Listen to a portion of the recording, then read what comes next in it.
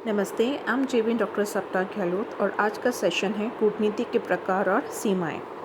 कूटनीति को राष्ट्रीय शक्ति से भिन्न करके नहीं देखा जा सकता। कुशल तथा सक्रिय कूटनीति एक देश की शक्ति को किस प्रकार घटा बढ़ा सकती है।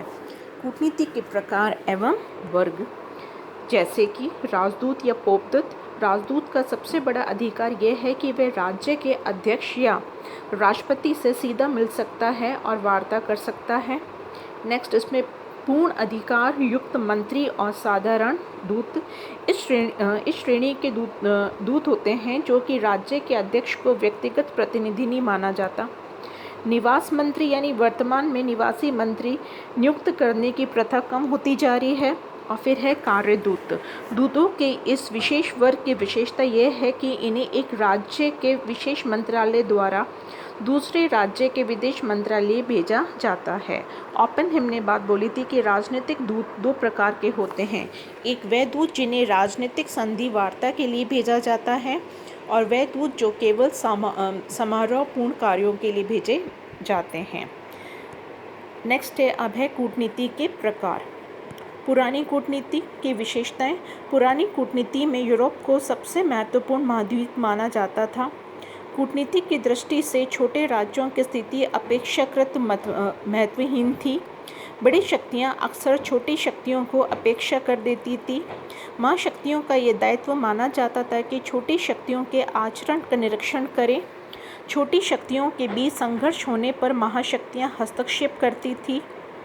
प्रत्येक यूरोपीय देश में एक पेशेवर कूटनीतिक सेवा कायम कर दी गई थी। सारी समझौता वार्ताएं गुप्त थी। उस समय राजने का क्षेत्र राज दरबारों तक ही सीमित था। जनता इस कूटनीति के संचालन में किसी प्रकार का कोई भाग नहीं लेती थी। अगर आप विभिन्न प्रकार की कूटनीतियाँ देखेंगे तो जैसे 20वीं शताब्दी में प्रजातांत्रिक कूटनीति यानी डेमोक्रेटिक डिप्लोमेसी का इस्तेमाल होने लगा। प्रथम विश्व युद्ध के बाद सम्मेलन कूटनीति यानी डिप्लोमेसी बाय कॉन्फ्रेंस एक स्थायी रूप से विकसित हुई। और भी कई तरह की कूटनीति हैं जैसे कि पर्सनल डिप्लोमेसी, शिखर कूटनीति। ये वह कूटनीति है जिसमें विवाद हल करने के लिए राज्य या सरकार के प्रधान भाग लेते थे। इसके अलावा commercial diplomacy, cultural diplomacy, economic diplomacy, प्रचार कूटनीति, डिप्लोमेसी बाय प्रोपेगेंडा। इस कूटनीति का प्रचार का महत्व काफ़ी बढ़ गया है। कूटनीतिक निर्णयों को अपने अनुकूल बनाने के लिए देश प्रचार तकनीक का प्रयोग करता है। प्रचार द्वारा जनता में अनेक मिथ्या विश्वास व भ्रम उत्पन्न किए जाते हैं।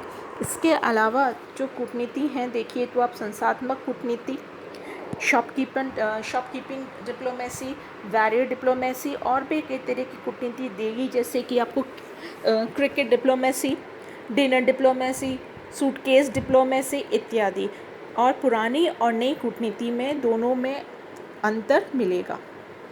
अब है कूटनीति की सीमाएं।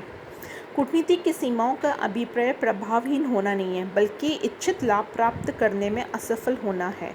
वर्तमान में विश्व में कुछ ऐसी समस्याएं पैदा हो गई हैं जिनका समाधान करने में कूटनीति असफल रही है। उदाहरणतः भारत पाक संघर्ष, भारत चीन इत्यादि। और ये राजनीति की असफलता है।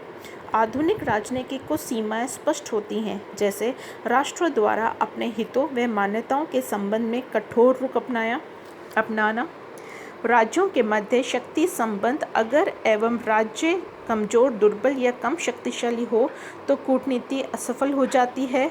समस्याएं अनसुलझी रह जाती हैं। अंतर्राष्ट्रीय कानून के मान्य और नियमित हो जाने के कारण राजनीति के अंतर्गत बहुत से कार्य नहीं किए जा सकते और ये एक सीमा बन जाता है।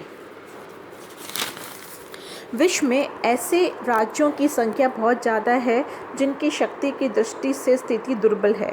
जब एक राजनयिक क्षमता वाला राज्य से विचार विमर्श करता है तो सौदेबाजी की कम शक्ति होने के कारण राजनयिक असफलता हो जाता है।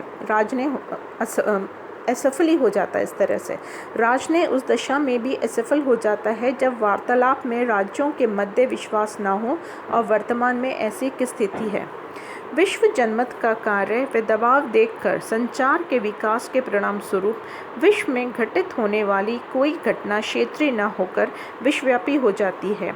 जिसका परिणाम स्वरूप साधारण से साधारण व्यक्ति भी उन शर्तों के संबंधों में पूर्ण जानकारी रखता है जो विभिन्न राजनियों ने एक दूसरे के समक्ष रखी है।